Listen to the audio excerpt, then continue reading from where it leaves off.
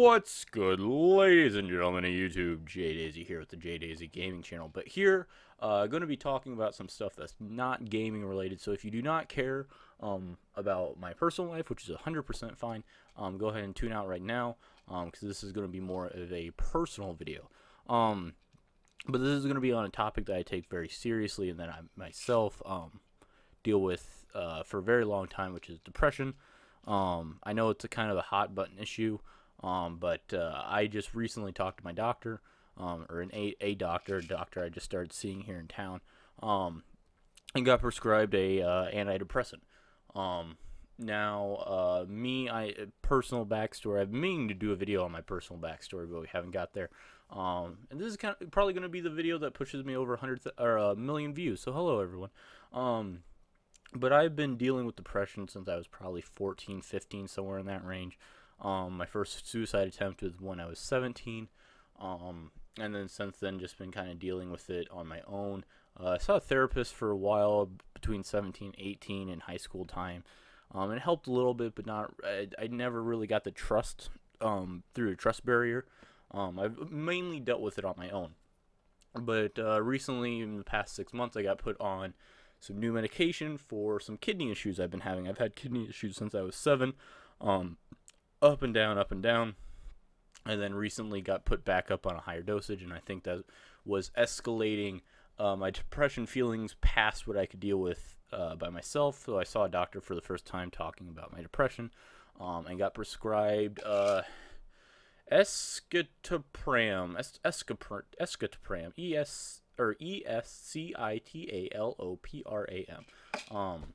I have not started taking it. I'm recording this on the 14th of November. Will probably go up tomorrow on a Wednesday.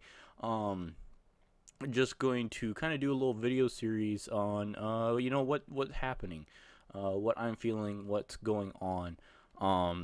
Just because me going into this, I'm terrified. I'll be frank with you guys. I'm scared out of my mind. I've never done any antidepressants. The only brain-altering pill I use is I take melatonin at night to help sleep, which this pill will kind of help with that. It's supposed to cause drowsiness and stuff, so help with that. And that's one of the major side effects of depression. If you or yourself or anyone you know, one of the major symptoms of the clinical depression. I don't mean depression in kind of a layman's term. One of my biggest pet peeves in the world is when people use medical terms to describe non-medical conditions. So if you're like, oh, I'm having a really bad day, I'm really depressed, that really kind of bothers me because as someone that's dealt with that most of their life, depression is a very serious and clinically diagnosable thing. It's like the law. It has certain definitions. It has certain things. Anything outside of that is not that particular thing. There's a word for it, but it's not that word. So I'm talking very clinical depression. One of the clinical depression side effects is inability to sleep or trouble sleeping or just trouble concentrating. That's one of the major symptoms, and when you go to see a doctor, that's one of the things they will ask you. I've always known that. One of the things I've always done is just kept up on depression and stuff, and that's why I went to school for psychology and sociology, and eventually criminal justice. So I'm not I don't have a degree in that. I have a minor in psychology. Sorry, took a lot of social classes, but I do not have a degree a bachelor's degree in psychology. I have a minor in it from a community college here, and took a lot of classes in it and stuff. So I'm not what you would call clinically trained. So don't take this as it's personal medical advice. This is just what I've read and what I've seen personally. So yeah, one of the major side effects is exhaustion and inability to sleep and inability to concentrate on things. And I've been dealing with that for probably about maybe 4 or 5 months. I have a good friend that said, hey man, I've known you a very long time. You've always dealt with this, but you've kind of stepped up a level. I definitely noticed it myself, but I'm a Midwestern boy in the fact that I can deal with my own problems on my own terms. So the idea to go get help was always never an appealing one. So I finally bit the bullet today and went to a doctor, got prescribed this. And I'm going to just kind of make this little series. I don't know when I'll update it. I'll try every month or so or every couple weeks just to let you guys know what I'm going through. So if you were, if you're in a similar situation, you are suffering these feelings, you can know what you're going to be getting into going on these pills. Because, like I said, me going on them right now, I am just terrified. I'm not one to get really scared. I don't have any big fears or anything like that. I'm not afraid of sharks or whatever. This I'm terrified of, though. But what I'm more terrified is myself. I wouldn't say I haven't had any major suicidal thoughts since high school. I've had some minor, I wouldn't call them suicide. I never would say that I always felt like the world would just be better without me in it. That I was always a bother on my people I cared about, on my friends, on my family. I was a burden. They always pitied me, and that's why we hung out together to talk about my friends, not necessarily my family. But they pitied me, and that's why we hung out. And I still to this day feel like that, almost guaranteed. That's why I kind of keep a very close and small circle of friends. I only got, maybe half a dozen on a good day. And I love them all very dearly. I'd do anything for those folks. But I find it very hard to trust people, to understand how people can just be so trusting and open with people. I've never been that way. So going into this, I'm just terrified. And one of the reasons I'm terrified is because antidepressant pills are very, very serious pills. They're not something to be taken lightly. Anything that alters your brain chemicals or your brain chemistry is something to be taken very, very seriously. Like I said, I take stuff for my kidneys. So I take like Lasix and some major steroids. I've taken major and I've taken minor steroids, and now I'm on kind of a middle tier steroid. It's kind of a newer age thing. Anywho, hypothetically, if I stop taking those, I would, my blood pressure would start to spike. If I didn't take my furosemide, which is a Lasix, which is a layman's term, a pissing pill, I would eventually start to retain water. Hypothetically, in a worst case scenario, it could start to build up on my throat, and I could eventually, we're talking years of this, years and years, eventually it could close off my airway, but that is a very, very, very serious and way down the road. But the side effects I would see right away is I would start to gain a lot of weight, as if I could gain any more weight, from retaining water. So that would be a side effect if I were to stop taking that pill. On the other hand, that taking those side effects for those pills that I'm talking about right now, excluding the steroid, because if I'm having any accelerated depression thoughts, it's coming from the steroid. The side effects for, say, the furosemide, the pissing pill we were just talking about, we're just looking at maybe a higher cholesterol, higher blood pressure, all physical things that are fairly common, and easily treatable, easily to see, easily treatable. Generally speaking, all this is very generally speaking. Excuse me if I'm rambling. I'm kind of trying to get this all out as it's coming to my head. I don't script my stuff, if you never noticed. So those are all really easy to see. You're retaining water, you can see it in your ankles, really easy, or your face. Easily to see. Other people can see it. The reason I'm terrified of these antidepressants is because it's all mental. No one can see what you are going through mentally. Sitting in a doctor's office, the doctor says, "How are you sleeping?" You can say, "I'm sleeping just fine." You haven't got more than an hour's sleep in 3 months. He goes, these are just examples, not saying personally. He goes, "Are you feeling any suicidal or depressive thoughts?" Inside your brain, that is what you constantly think about, but you don't say it. You say no, because if you say that, more bad things could happen. You could be put on a serious more pill. You could be made to go see a therapist. You could do all sorts of crazy stuff could happen. That's kind of that's a major thing. Thinking of hurting yourself or others is a very, very, very serious thing at any time, any time. So that's what I'm getting at, is that these pills, why they will be helpful, or hope they will be helpful, they are effectively altering your brain chemistry. They are going to affect you in ways that no one else can see, unless you physically tell them, and that requires a level of trust. A lot of time, people I've noticed on depression, speaking of myself, find it very hard to trust others, or find it very hard to tell others how they are feeling about how they are perceiving the world, how they're perceiving friendships and stuff. I mean, it took me years to tell even my closest friend about my depression thoughts and stuff like that. It took me, still to this day, do I not really talk to my parents about how I feel most days, about how hard it is for me just to carrying on. So it finally, at 22, 23 in February, is how long it took me to finally go see a doctor and get on these pills. Like I said, I haven't started them. They could do nothing. That's kind of the weird thing about antidepressants, is you're trying to, if you look up, you will find a lot of studies and a lot of opinions that say antidepressants don't do anything. It's big pharma. They're glorified sugar pills. And in a sense, that is a sometimes very true statement. Because your brain is a very complex organism. It is the most complex thing known to man, bar none. Perhaps the universe in general for physics. But the human brain is fascinating to me, and it's extremely confusing and crazy.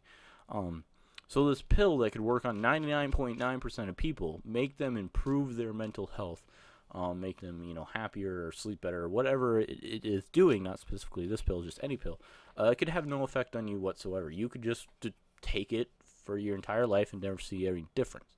But if you took this pill that works only on 2% of people, that could be the one that really, really helps you. That's kind of the tricky thing about these, is you start off on a low thing and kind of alter and change. And that's one of the things the doctor told me, and I've known for a very long time, is getting on an antidepressant is a very long road. It's a very serious commitment. Because, like I just said, it can be, this particular pill, the one I'm holding in my hand, can take up to 5 weeks to actually see tangible results. 5 weeks of taking the pill almost at the same time every day, diligently every day, and it could take up to 5 weeks to actually see tangible results. And the tangible results we're talking about are very minor things. This isn't going to make the world have a yellow filter over and everything's happy and hunky-dory. Typically what you'll feel is the ability to sleep better, the ability to shrug things off a lot easier, and the ability to concentrate easier. The anxiety won't be as such of an issue. Which is, it's a great, it can do a lot of good. And that's why I'm doing this. That's why I'm going on this, is because it can do a lot of good. I've decided, talking through this video with you folks and in my own personal talking, that the good definitely outweighs the bad. I don't think about hurting myself anymore. I haven't for years. But the idea of just getting up in the morning is very hard. And as an adult, I need to take that a lot more seriously. Maybe as a kid, fuck, that was only 4 or 5 years ago. That was a lot. It was easier to deal with, I suppose. But that also meant I got very serious. Like I said, I tried my first suicide attempt at 17. Only a handful of people know that until right now, making this video. Honestly, probably only 6 people knew that till making this video to you folks. I will talk about that someday in a different video. This isn't the video for that. But that the reason I'm doing this now, the reason I'm talking about this now, the reason I'm making this video, and kind of rambling, is because I take this very, very, very serious. We just came off of Extra Life. We did amazing there. Their big focus right now during that campaign was mental health. Mental health is a very, very, very serious issue. I was talking to a friend about how scared I am to go on these, and he made the analogy of, well, if you broke your leg, you would go to a doctor and get a cast, right? That makes sense, right? If you broke your leg and it hurt to walk, you couldn't walk, you go see a doctor. Ergo, if you are having trouble mentally, there is no shame in going to a doctor. There's no shame in going to a therapist. Society puts a lot of negative side effects, not pun and not intended, on seeing a therapist, going on antidepressants, stuff like that. kind of older America, and I say America because it's kind of a more Western. I don't know about the rest of the world, but older America kind of sees antidepressants as the easy way out, as big pharma just throwing pills at it, psychiatrists as quacks, as stuff that doesn't help. I couldn't disagree more. Maybe a little bit on big pharma. I could agree with you there. I could agree with you that, sometimes we do throw pills at it just to throw pills at it, and we throw the most expensive pills at it because companies get away with that. But there's absolutely, as someone that went and saw a psychiatrist for many years, at least 2 years, I saw a psychologist and a psychiatrist. The psychiatrist. There's absolutely no shame in that, and fuck anyone. Oh shit, we just lost our monetization. And fuck anyone that says otherwise. There's absolutely no shame. There's absolutely no problem in going and talking to someone about what's bothering you, about what's going on upstairs. Even if it's just, that I've just been feeling kind of down. I don't like it when it rains. Stuff like that. There's no problem with that. If you have flu symptoms, you go to the fucking doctor. You get a flu shot. If you get a flu shot. You get on cold medicine. The human brain is such a complex organ that we don't even understand. I don't understand why in older America we see it as failure to go get help for it, right? And I'm speaking that while at the same time having those same problems mentally for myself. I've just been staring at this pill, looking up side effects, looking up videos, looking up everything I can for probably the past 2 hours, because it feels like quitting to me. It feels like giving up on myself, giving up on everything I've been doing for the past however many years. I'm not good at math. But it's not. It's getting help when you need help. And that's why I'm documenting this. This is why I'm talking to you folks right now. It's because, just personally speaking, and this is being kind of stereotypical, but a lot of the video gaming culture, or at least in my own personal experience, is kind of the more loners of the world, the kind of more people that will suffer from this stuff. A lot of my good friends that I have, and this is just kind of correlation, but not causation by any means. A lot of us suffer from what I would consider clinical depression, myself included. A lot of my very close high school friends that are now lifelong friends, I would definitely describe as having clinical depression, that we all played video games. That's just speaking, hypothetically 5 for 5. So I think it's very prevalent in the video game culture, but I think it's very prevalent in American culture, in Western culture. It's very natural to be dealing with that. And I think we really need to tackle that stigma of seeing it as failure, seeing it as quitting. So that's why I'm making this video. I have been rambling for holy crap. Yes, I will check back in with you guys in a month or so, maybe a little longer, or maybe a little shorter, just depending on how long I feel. I go back to the doctor in a month. I will be starting these pills tomorrow, November 15th, 2017. I will be starting my antidepressant regimen of estradiol, 10 milligrams, once a day, every morning at roughly 7 o'clock when I wake up to go to work. My name is JDaisy, and if you have any mental problems, please go see a doctor, please. If you have any questions, comments, or concerns, please leave them down in the box. I will gladly answer whatever I can. I have some education, but I do not have all the answers. But if I do not, I will definitely tell you to go help, or do my best to try and help you find where to go for them. We are all in this together. I say that at the end of every video because we are, folks. We need to stop thinking of ourselves as boarded off and individual, and thinking of ourselves as a team. We are all on this giant floating rock through the empty void of space together. And yes, that's very it's very depressive to think about that. It's a very common thought, is what does it all matter? And it all matters. You matter, I matter. It's a weird sentence to say out loud, folks, that I matter.